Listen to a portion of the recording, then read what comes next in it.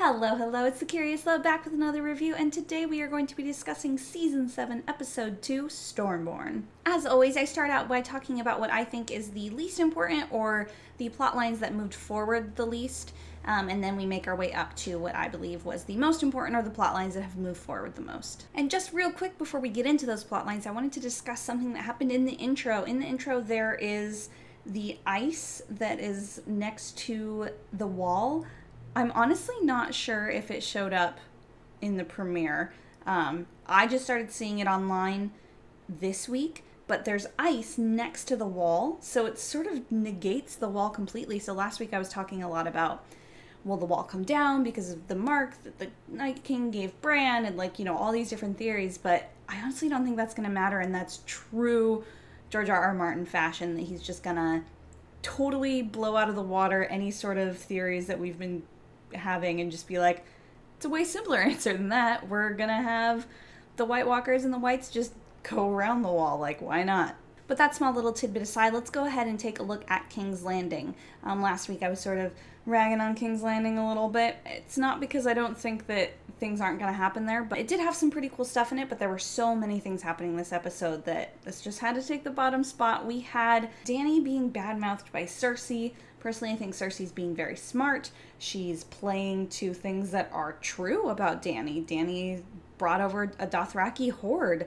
She has killed and crucified people, and yeah, there's more to the story than that, but they're true things that happened that Dany has done, and I still think that bringing the Dothraki over is kind of stupid. I mean, they're gonna help take over Westeros, but at what cost? I mean, what does she do with them after they're done? Is she just gonna make them change their entire way of life? I mean, I guess she's sort of doing that with the Ironborn and the Iron Islands, and not letting them reave and rape anymore, but I don't know. I feel like things are going to go wrong for Dany a lot, as we obviously saw later in the episode, specifically with the fact that she's done so many, quote, horrible or bad things, at least in the eyes of a lot of the Westerosi people. They're not going to take kindly to somebody like that coming in. So I think that they're pretty smart for doing that. We also obviously had Jaime talking with Lord Tarly. For those of you that maybe haven't read the books or don't know as much about the background of some of these characters, this is kind of a big deal. Tarly's forces actually defeated Robert during Robert's rebellion. He was one of the only, if not the only, person to do so. I mean, Robert unseated the king, and he defeated Targaryens, and he was a good commander, he was a good warrior, and the Tarlys were able to defeat him. The only reason that the Baratheons were able to live was because they retreated. So I think it's a big deal that they're going to have them on their side. I'm not sure when they'll come into play. Maybe we'll see them next week at Casterly Rock, but it's a big deal, and the fact that we've got two Tarlys on very opposite sides of the spectrum right now, and opposite sides of the incoming war, is pretty interesting. I don't know if Sam will maybe run into his dad again, especially since he has his dad's sword. If they're going to be out in the open fighting battles, once he has cured Jorah, Sam could easily run into his dad as he makes his way back to Jon, depending on how they decide to make their way back. So, very interesting little tidbit. And one last little thing that happened at King's Landing. Obviously, we had the huge crossbow that was unveiled by Qyburn. I am scared for Dany's dragons, but it really seems like they are doing a lot of history repeats itself sort of things from Aegon's conquest, so I am fairly certain that at least two of the dragons will die, probably one of them by a spear or a lance or this crossbow, because of the one that died in Dorne from, I think it was a spear, during Aegon's conquest. So probably going to see a dragon die, which is sad, but it's Game of Thrones. What did you expect? I already touched on it a little bit, but let's go ahead and move on to Sam's plotline. I love him to death, but there wasn't a ton this episode. I did predict that he was going to be able to cure Jorah. He's obviously making his way through that. Disgusting visuals, but more importantly from his plotline, the little conversation he was having with the Archmaester about how the Archmaester is writing a book. There's a long-standing fan theory that Samwell is actually the author of the books that we are reading, that he, as a maester, has recorded all of these events and created a Song of Ice and Fire. And he even came up with the line about having a more poetic name. It's probably just a nod to the fans. I really don't think that at the end of the show we're gonna get this like, oh, old man Tarly writing his book and being like he finished it and, you know, there and back again, a Samwell's tale of going to Old Town. I really think that we're not going to see that in the show. We might see it in the books, but I think that it's not something that they'll really touch on. It's going to be more just sort of like the info's there, it's subtle, it's hinted at, but it's not necessarily something that's like blatantly spelled out. All right, let's check in with some Starks. First, let's check in with Arya, who last week I was saying like maybe she would make it down to King's Landing, but I was really leaning toward I don't think it's going to happen. She's going to end up going back to Winterfell, and she is, thank God, of course, because the prince that was promised, Hot Pie, hell yes, has returned, even if it was just for this one little scene. It was so cute to have that little interaction. I think Arya really needed a positive, just nice, wholesome interaction with somebody where she just got to sit and have a chit chat and feel like an idiot for not picking up her, latest issue of the North Weekly where Battle of the Bastards was obviously front cover. Come on, Arya, you're back in Westeros for the first time in years and you don't just even try to check up on what's happening with the remaining members of your family. I mean, yeah, maybe she doesn't know that Sansa's alive, but she knew that Jon went to the Watch, whatever. She was on a revenge kick and trying to go to King's Landing, so I guess. But Hot Pie finally brings the news to her that Jon has retaken Winterfell. I don't think she knows that Sansa's there, and it seems like she's probably going to reunite with Sansa and not Jon, which will be interesting because she's expecting to see Jon, but will instead find Sansa, and they had a very interesting relationship in season 1. I mean, sisterly relationship. It's nothing like awful or anything, but they didn't part on good terms. They were fighting and bickering as sisters do. So it'll be interesting to see these more mature women who have been through hell and back, both of them, to see them reunited and how that relationship will be different than what it was in season 1. So I'm really looking forward to that. Obviously, she turns her horse around, starts going north, and runs into Nymeria. I knew this was going to happen. Even before we started seeing the wolf in the promo, I was just like, we need to see Nymeria. We know that she's running around the Riverlands. That's where Arya is. Like, she's going to see Nymeria. And I think I said this in my video last week, but I was talking about how she's definitely going to find Nymeria and be like, oh, wait, I have to go home now. It actually happened opposite, that she first said she has to go home now and then found Nymeria. But I think that was sort of the final straw for her, definitely cementing that she's going home and that things are different now, that things aren't just going to go back to normal. Because first she was like, oh my gosh, I can just go back to Winterfell and maybe everything's going to be okay and normal. Just her face when Hot Pie said that Jon had won the Battle of the Bastards, which is so funny that they call it that, like, in show as well, like in universe, it's the Battle of the Bastards. That she then was like, all right, I'm gonna go and everything's gonna be normal. But with that interaction with Nymeria, she's seeing that Nymeria has grown and changed into not a domesticated direwolf. She's a wild direwolf now, and I don't think we've seen the last of Nymeria. She's got an entire pack of wolves. I really think that Nymeria is going to swoop in and save the day at some point. Ghost had a habit of doing that, and even Summer had swooped in and killed some whites there at the end. Poor Summer, R.I.P. But I really don't think we've seen the last of Nymeria, and I think that she will be showing up later. Maybe not this season, but I do think that we'll see her again sometime soon. But regardless, Arya is heading north, probably not necessarily to meet up with Jon at this point, but to meet up with Sansa. But she's on her way, and I'm so happy. All right, let's go ahead and check in with some of the big heavy hitters now. First up is Winterfell. A lot happened here, but a lot more happened in Dany's storyline, so we're gonna go ahead and check in with Winterfell first. He had his 2 messages, got the info from Sam, just like I said he would, which is going to send him down to Dragonstone. Sansa's a little bit not having it, but luckily we get the message from Tyrion, which of course Jon and Sansa, mostly Jon, are gonna trust because of that all dwarves are bastards in their father's eyes line. And Sansa even kind of corroborates it, even though she doesn't think that Jon should go down, he should send an emissary. She still is like, you know what, yeah, he is sort of trustworthy. He was always good to me in King's Landing when they were married. So weird. We got that little scene with Jon and Littlefinger in the crypts. It wasn't why I thought that he was going to strangle him, but it was Jon that did it.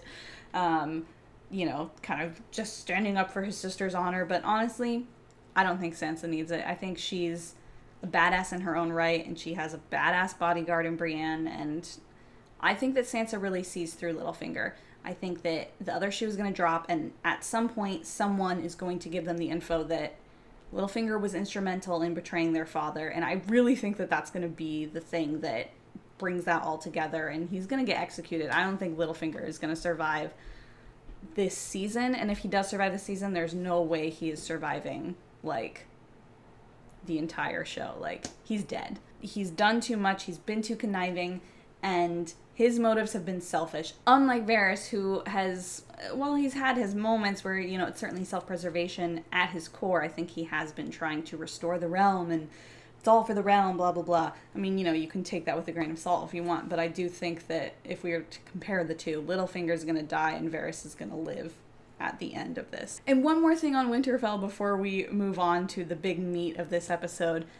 Do Jon and Sansa never talk before they go in front of these lords? Like, could he not have told her, hey, listen, I'm going to Dragonstone, I'm going to get this dragon glass, I know that you're upset about it, but I'm going to be leaving Winterfell to you, I need you not to undermine me while I'm gone, here's my plan.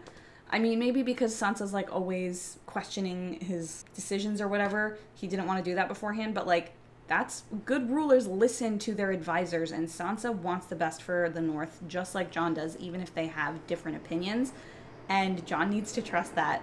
But whatever, let's go ahead and move on to everything happening with Dany and the Ironborn. Alright, there's a lot happening in this plotline, so I apologize if I don't cover everything. I'm going to try my hardest, but if I miss some stuff, we'll just have to talk about it in the comments below or over on Twitter, because there's a lot. I loved all the stuff with Varys. I think everybody loved all the stuff with Varys. He, like I was saying, I really, really think that his motivations are good in general. He's a human. Humans are complicated, and it's not always just going to be like, everything that he does is 100% good all of the time. But I think that he really tried his hardest to make everything turn out well for the kingdom. I don't know how else to put it, but I think he's good. I agree with everything. I loved his clapbacks at Daenerys, her clapbacks at him. They were, like, all over the place. Like, I loved their little thing, and then going right into the Red Women. That whole thing is great. I really think that Dany's going to trust her. I hope that between her and Tyrion, when Jon gets there, there's going to be some sort of, like, note, we both really trust Jon Snow, and hopefully she won't make him bend a knee, but like I was saying with the whole past repeating itself thing, during Aegon's conquest, the king in the north, I don't remember his first name, but he was a Stark king, saw everything that was happening and was like, you know what? I'm not going to risk my men's lives for this. Fine, I'll kneel, and he became known as the king who knelt. Jon's personality is very much that he doesn't want the throne to want the throne. He wants the throne because it's going to help save the world. Like, if he bending a knee to Dany is going to get her dragons to come help them, like, fine. Like, and I don't think there's going to be much of a conflict there. I think a lot of people are expecting there to be a big conflict, but I really don't think there's going to be a big one. Tiny, teeny spoiler, just a picture that we had. I'm pretty sure that we've seen Theon here at Dragonstone when Jon is landing. So again, it's just a picture, and it was from really far away, like it was a leaked set photo, so I think that we're going to see him this episode. And if I remember correctly, Jon, like, grabbed him by the neck, so they must not have been very far off if Theon was able to make it all the way back to Dragonstone. But I'm pretty sure we're going to see them together in a little bit of confrontation, and I assume that Sansa would have told Jon that he hadn't killed Bran, and I guess they knew that since they had already seen Rickon, who is now dead, R.I.P. Rickon, but, like, I don't know, there's a lot to unpack there, and regardless of if he didn't kill their brothers, he put them in a position that ultimately did lead to at least one of their death, and they don't really know where Bran is. So yeah, that's interesting as well. We'll see if that happens. Anyway, back to the Dragonstone plotline. Olenna telling Dany to, like, be a dragon is great advice on the surface, but I really don't think that telling Dany that is a good idea. Dany's gonna be a dragon. She has shown that she can be ruthless, and she'll be ruthless if she needs to be. I'm very much, history repeating itself. She is going to go crazy at some point. She's going to cross a line. I don't think that Dany is going to end up alive at the end of all of this, or on the Iron Throne. I mean, you can't be on the Iron Throne if you're dead, but you know what I mean. I think it's probably going to be Jon on the Iron Throne and Sansa ruling the North. I've said this for a long time. I love Dany, but I think that ultimately some of the characteristics of her line are going to shine through, and we've already seen some of that cruelty shining through in her. As hard as she tries to be all, like, good and pure, it doesn't always work out for her. So I think some stuff is going to go wrong, and I really don't think that Olenna's advice is good. A lot of people online are like, yeah, girl power, and I'm all for the girl power, but that, I don't know, it makes me a little trepidatious. We'll see. Moving on to the Ironborn, I don't know what we're calling this battle. I haven't seen anything online yet about what it's called, but Euron versus Yara and Theon. All right, a lot happened here. It was a cool battle. It didn't grip me the way a lot of other battles have. Maybe it's because I don't really know Euron that well as far as the show is concerned. Like, we haven't seen him a ton. And I don't really care that much about Yara and Theon. I don't dislike their characters, but they just never really grip me. Even when Theon was, like, his most interesting as, like, being captured and tortured and stuff. Like, that was an interesting plot line. I still just really didn't care that much about him. I did like the battle. I think it was well shot, but I just didn't feel invested, I guess is what I'm saying. And obviously everybody hates the Sand Snakes. I never really had a problem with the Sand Snakes and all the stuff in Dorne. I think the way they've handled it is the best that can be said under the circumstances of, like, these are all the Sand Snakes and we're killing them off. You know what I mean? Like, they're trying to do right by the fans who don't like the Sand Snakes. It's fine, whatever. Obviously, Euron coming down off of that, like, arm thing was crazy.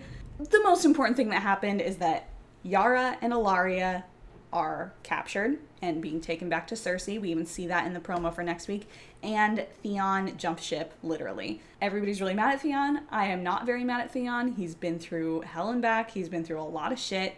Personally, I think Yara's overestimating his ability to be in, like, crazy shitstorms of battles and stuff. So I don't blame Theon at all. And you guys saw they were cutting out people's tongues, which is a little bit of a hint to some of the stuff that happens in the books.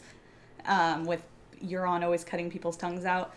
Theon was not going to stick around for that. He's like a survivor of like a major trauma. He's got PTSD. Like, you cannot blame him for running. And I know that Yara is going to be like, oh, like, you betrayed me, whatever. I think Yara is being a little too hard on Theon, and he should not have been there in the first place, honestly. It is kind of ironic that she called him her protector, and then he was like, peace. That whole thing, it was underwhelming to me, but I can see how it's obviously got a lot to do with the rest of the show. It looks like they're going to be taken back to Cersei. I mean, Arya's dead. Cersei's going to kill her. She'll probably first kill her daughter because that's the one that's still alive. I don't know. I don't know if Yara's even going to survive, honestly. It feels sort of weird for her character. I don't feel like her plot has really amounted to anything, but I guess since she was there with Arya, that gives her some purpose. I feel like Yara should be able to take back the Iron Islands, but it's probably going to be Theon. Like, I think that Theon's plot brings him full circle back to being at the Iron Islands and being, like, a nice, good king of the Iron Islands. And, you know, he has a relationship with Dany and all that sort of stuff. I'm not really sure what's going on with Yara. I just realized that I forgot to touch on Grey Worm and Miss Sandy's, like, cute little scene. It was adorable. It's not that important, obviously, but it's a great character moment for both of them, and I'm very happy for them, and, like, good on Grey Worm, like, you know, not being scared to go into that. And yeah, I love them. I'm really glad that they're together, but obviously it wasn't that important to, like, plot lines. I feel like Grey Worm's gonna die now because they've, like, finally consummated their love. I really hope he doesn't, but stuff like that, when you finally have sex with your crush, one or both of you is gonna die. Like, that's just, like, screenwriting 101. So I'm hoping that it doesn't happen, but it probably will, and I'm sad about it. Okay, anyway, let's go into next episode. We're probably going to see a lot of Casterly Rock. That's what most of what it looked like the stuff from next week was. We saw Euron bringing who we can assume is Yara and Arya to Cersei. Like I said, we'll probably see Arya die. I don't think we're going to see Yara die. I think that Euron's going to take her somewhere or something, maybe torture her, I'm not sure, and maybe Theon will have to come save her. Ooh, that would be a nice little parallel for them. I think that we will see Arya return to Winterfell. I think that the episode will probably go something like this. We will see a single scene of Bran, because we haven't seen him since the very beginning of the first episode, and I feel like he's going to be arriving at Winterfell, but they don't want us to forget about him. He probably won't arrive to Winterfell until episode 4. That's what I'm guessing. So we're probably going to see a scene of him at the wall, maybe talking with Ed about everything that's been happening. Not really sure. And then maybe setting out to get back to Winterfell. But, like, it probably takes weeks, if not months, to get to Dragonstone from Winterfell. So, like, I don't know. Like, timing is really weird with this episode. Obviously, they're cramming a lot more into only 7 episodes. Like, stuff is happening a lot quicker.